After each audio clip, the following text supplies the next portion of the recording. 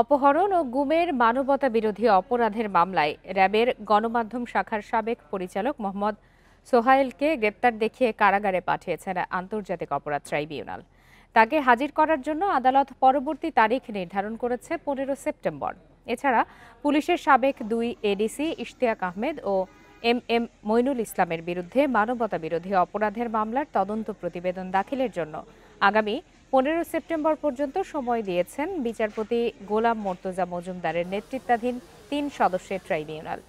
প্রসিকিউশনের আবেদনের পরিপ্রেক্ষিতে বুধবার ট্রাইব্যুনাল মিরপুর, কাফরুল ও পল্লবী এলাকায় জুলাইয়ে সংঘটিত মানবতাবিরোধী অপরাধের অভিযোগের মামলায় সাবেক প্রতিমন্ত্রী কামাল আহমেদ মজুমদার ও যুবলীগ নেতা সাদ্দাম হোসেন মিতুলকে গ্রেপ্তার দেখানোরও আদেশ দিয়েছেন।